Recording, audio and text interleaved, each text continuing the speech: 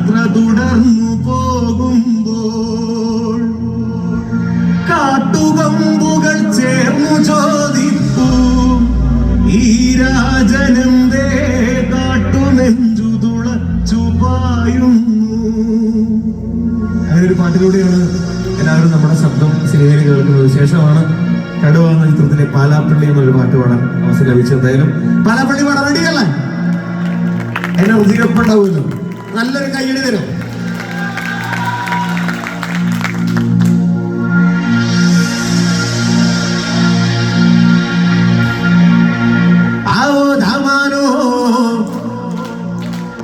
Palapalli Thiruppally പുകളേറും രാക്കുളി നാളാണ്.